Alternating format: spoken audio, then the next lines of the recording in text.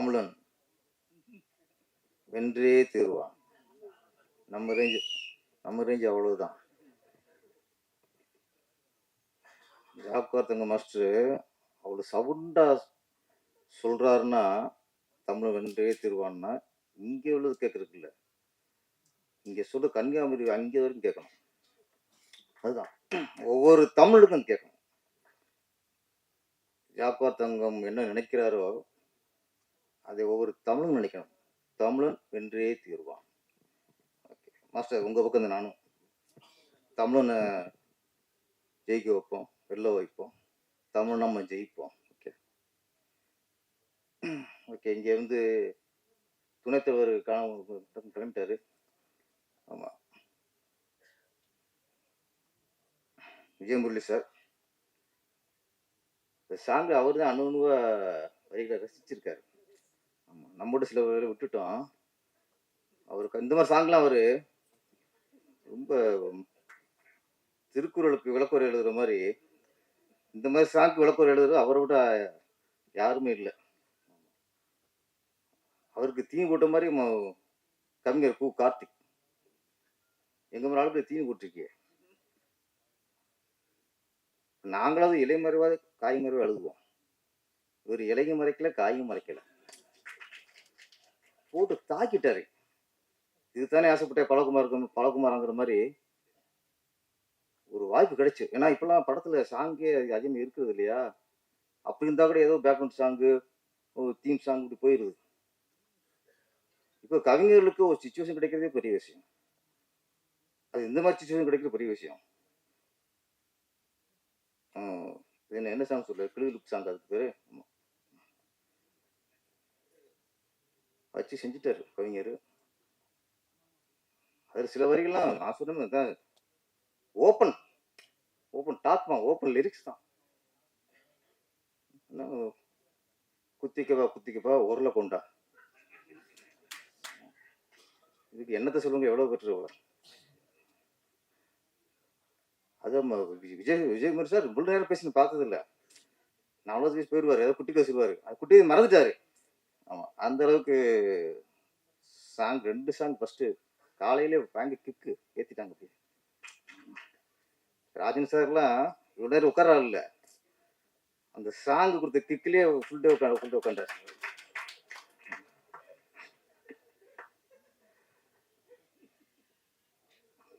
அப்புறம் கதாநாயகன் இப்ப இல்ல இந்த மாதிரி கொஞ்சம் காலமா ஒரு 20 வருஷமா சொல்றேன். பேர் படையில ஆடினது இல்லை. இந்த 3ஆம் படையில கமலாசன் ஆடினாரு. பொன்மேனி உருகுதே என்ன ஆசை பெருகுதே அப்படின்னாரு. அதுக்கப்புறம் என்ன படம் இல்ல, அதுக்கப்புறம் ஒரு ஹீரோ அப்படியே அவ்வளவு தைரியமா அந்த உடம்பு இருக்கு அவருக்கு. ஒன்லி ஒரு பாசி மலம் மட்டும் போட்டு ஒரு சாங் ஆடி இருக்காரு. கதாநாயகனால ஈடு கொடுத்துருக்காங்க திவ்யா. ஆமா, 2 சாங்கு. அப்புறம் இன்னும் அது என்னது வாழைமரத்துக்குள்ள என்ன போட்டேன், வாழைமர தோப்புக்குள்ள நீ வந்தா ஏதோ என்ன ஏதோ ஆலமரமோ தொங்கிட்டாங்க.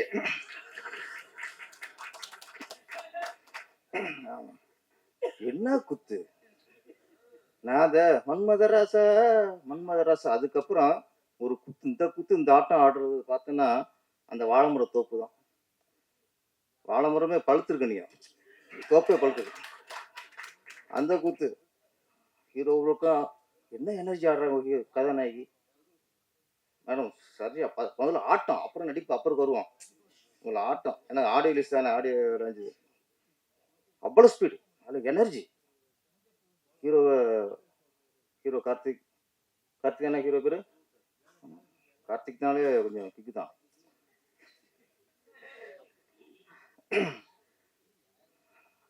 ஹீரோ கார்த்திக் சொன்னாங்க இப்போ அவர் பெரிய ஹீரோக்கெல்லாம் 2 போட்டிருக்காங்கன்ட்டு. அதுக்கு ஆடியோ லஞ்சுக்கு அவருக்கு 2 போட முடியாது இல்லை, வந்துருக்கணும். என்னதான் இருந்தா கூட அவங்க ஒரு ஃபர்ஸ்ட் படம் ராஜன் சார்லாம் வாழ்த்துறாரு, ஜாக்கிரதமா வாழ்த்துறாரு, ஈசி கோனா சார்லாம் அவங்களாம் என்ன ஏஜ், அவங்களாம் வந்துட்டாங்க. கொஞ்சம் பார்த்துக்கணும். காரணம் சொல்லக்கூடாது, காரணமே தேவையில்லை. இன்னைக்கு கேள்வி இங்கே வரும், ஏன் கதாநாயகன் வரல, ஏன் கதாநாயகன் வரல கேள்வி. இது அவங்களுக்கான ப்ரொமோஷன் தான். இன்னைக்கு சபையில் உட்காந்துருந்தா அந்த ஹீரோவுக்கு பெரிய ப்ரொமோஷன் தான். இத்தனை மீடியாக்கள் அவங்களுக்கு எங்களை பார்த்து போர் அடிச்சிருக்கோம், சில ஆஃப் பண்ணிப்பாங்க வந்துட்டாங்கன்ட்டு. அவங்க இப்போ ஹீரோயின் புதுசு புதுசாக வரவங்கள அவங்களுக்கு கொஞ்சம் ரிலீஃபாக இருக்கும்ல. ராஜன் சார் என்னையும் ஜாக்கிரதை ஊற்றி இப்படி ஜூம் போடுவீங்களா நீங்கள்? ஹீரோனிக்கு நான் பேசிக்கிட்டு அங்கே போயிடும். நான் பார்க்குறேன், சில பார்ப்பேன், சில இதெல்லாம் நான் பேசிக்கிருப்பேன், அப்படியே பேனிங் பண்ணி ஹீரோயின் மூஞ்சில் வச்சுருவாங்க. அது மாதிரி அவங்களுக்கு இதெல்லாம் ஒரு கதாநாயகனுக்கான விழா. அது அவங்களுக்கு தான் இது ப்ளஸ்ஸு. ஒன்று டைரக்டரு ப்ரொடியூசர்ஸு ஃபஸ்ட்டு டேட் சொல்லியிருக்கணும் அவங்கள்ட்ட, சொல்லி அவங்க கொஞ்சம் ரிலீவ் பண்ணிப்பாங்க. ஏன்னா அது ஹீரோ இல்லாத கொஞ்சம் குறையாக இருக்கும். அப்புறம் இயக்குனர் பத்மராஜா ஏற்கனவே மாசாணி ஹிட்டு கொடுத்தவர்.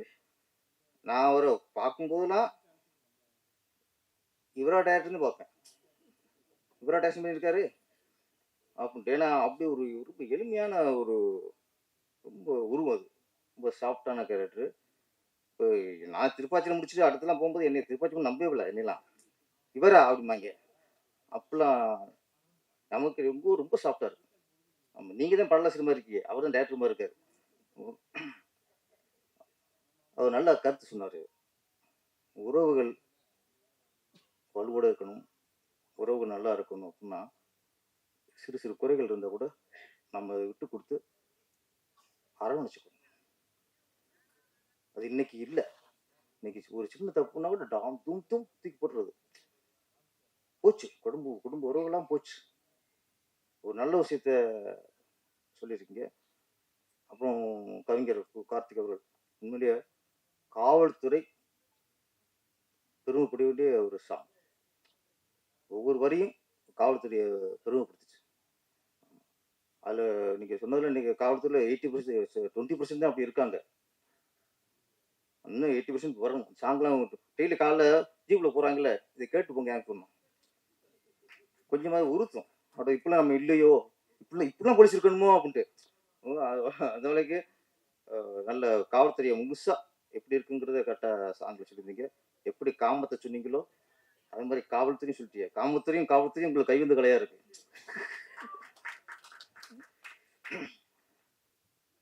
ப்ரொடியூசர் மீனா வெங்கடாச்சலம் அவங்க பார்த்தாலும் எங்களுக்கு எனர்ஜி சார். ஏன்னா நான் நிறைய ஆடியில் இங்கே வர முடியல. அந்த ப்ரொடியூசரை ஒரு முகமலர்ச்சியா ஒரு ஒரு ஒரு புத்துணர்ச்சியோட உங்களுக்கு பார்க்குறோம். காரணம் எங்கள் டைரக்டர் இல்லாமல் நீங்கள் யாரும் மகிழ்ச்சியாக இருக்க முடியாது.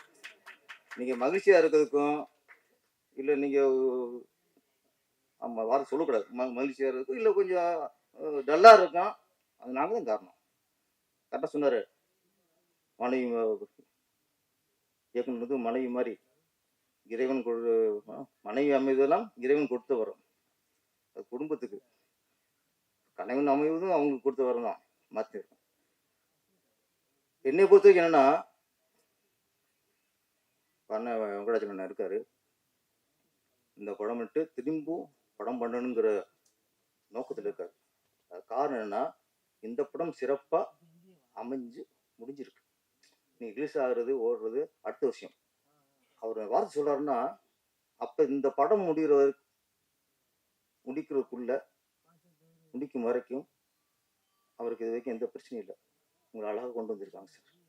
இதுதான் சார் வேணும். ஃபர்ஸ்ட் ஒரு இயக்குனருக்கு அழகு, ஒரு தயாரிப்பாளரை புரிந்து தயாரிப்பாளருக்கு நம்ம எந்த ஒரு லாஸ் உண்டாக்கக்கூடாது, முடிஞ்ச வரைக்கும் செலவை குறைச்சு அவரை கரெக்டாக கொண்டு வரணுங்கிறதா இயக்குனர் முதல் கடமை. அதை பத்மராஜன் பண்ணியிருக்காரு. இன்னைக்கு நம்ம எல்லாம் சொல்றோம், சினிமா சரியில்லை, சின்ன பொண்ணு சரியில்லை, பெரிய பொண்ணு சரியில்லை. சினிமாக்காரங்க சரியில்லை சார். சினிமாக்காரங்க சரியில்லை. சினிமாக்காரங்க சரியா இருந்தா சினிமா சரியா இருக்கும். ஒரு இயக்குனர் நம்ம நம்பி ஒரு பிடிச்ச பணம் போறாரு, அப்படின்னா முழு பொறுப்பு ஏற்றுக்கணும். அவருக்கு எந்த வகையிலும் காசு உண்டாக்கக்கூடாது, பிளானிங் பண்ணணும், தேவையில்லா செலவு இருக்கக்கூடாது. இதெல்லாம் இயக்குனர் கதை, திரைக்கதை, வசனம், டைரக்ஷன், இது இது பொறுப்பு இல்லை, அது அது தொழில். பொறுப்புங்கிறது நம்ம நம்பி பணம் போட்ட பிடிச்சிருக்கு, நம்ம கரெக்டாக இருக்கோமா, அது அப்போ இயக்குனர் அங்கே கரெக்டாக இருக்கணும். ஒரு இயக்குனர்கிட்ட நம்ம கால்ஷீட்லாம் கொடுத்து காசு வாங்கிட்டோம், சம்பளம் வாங்கிட்டோம். சம்பளம் ஒன்று நடிகர், நீ சொன்ன டேத்துக்கு ஷூட்டிங் ஸ்பாட் போறியா, ஷூட்டிங் முடிகிற வரைக்கும் இருக்கியா, கரெக்டாக இயக்குனருக்கும் தயாரிப்புக்கும் கரெக்டாக ஒத்துழைக்கிறியா? அப்போ ஒரு நடிகர் வந்து ஒரு பிடிச்ச சம்பளம் வாங்கிட்டா நீ கரெக்டாக போகணுங்க. அப்போ நடிகர் சரியா இருக்கணும், மியூசிக் டைரக்டர், ஃபைட் மாஸ்டர், எல்லாருமே நம்ம கரெக்டாக இருக்கணும் சார். ஃபர்ஸ்ட் முதல்ல தொழிலுக்கு துரோகம் பண்றவன் நல்ல கலைஞனா இருக்கவே முடியாது, இருக்க முடியாது. எனக்கு என்ன வேலையோ அதை நான் கரெக்டாக பார்த்தா தான் நான் நல்ல கலைஞன். அப்போ சினிமாங்கிறது என்ன? சினிமா சரியில்லை எது சினிமா? இயக்குனர் சினிமா, தயாரிப்பாளர் cinema, music director cinema, fight master cinema, நடிகர் சினிமா, நடிகை சினிமா, தியேட்டர் ஓனர் சினிமா, எல்லாரும் சினிமா. எல்லாரும் சரியா இருந்தா சினிமா சரியா இருக்கும். இங்க சினிமா யாரும் சரியில்லை, ஒருத்தர் ஏமாத்த பாக்குறான். அதே மாதிரி ப்ரொடியூசர் சொல்றேன், ப்ரொடியூசரும் நீங்க சம்பளத்தை என்ன வேணாலும் குறைச்சி பேசிக்கீங்க. மொத்தம் 3 லட்சம் கேட்குறோமா, நீங்க 1 லட்சத்துக்கு குறைச்சி பேசுங்க, நான் கரெக்டாக கொடுத்துருங்க சார். நீங்க சரியா இருக்கணும் சார். சம்பளத்தை குறைச்சி பேசுறது ப்ரொடியூசர் கடமை, ஏன்னா அது வியாபாரம், அது தொழில். கேட்குற மட்டும் கொடுத்தீங்கன்னா நீங்க ஓட்டாண்டி ஆயிருவீங்க. கேட்கணும் கொடுக்கக்கூடாது, குறைச்சி பேசணும். குறைச்சி பேசிட்டா நான் கொடுத்துருவேன். நான் 8 படம் பண்ணியிருக்கேன், இப்போ சொல்றேன், 3 ப்ரொடியூசர் தான் நான் பேசின சம்பளம் கொடுத்துருக்காங்க. நிறைய ப்ரொடியூசர் இன்னும் பேலன்ஸ் கொடுக்கல. நீங்க குறைச்சி பேசுங்க. அப்ப தயாரிப்பாளரும் சரியா இருக்கணும், இயக்குனரும் சரியா இருக்கணும், மியூசிக்கும் சரியா இருக்கணும், கேமராவும் சரியா இருக்கணும். இல்ல கேமராமேனா அவருக்கு பொறுப்பு இருக்கு, தேவையில்ல ரைட்டை கொண்டு இறக்கக்கூடாது.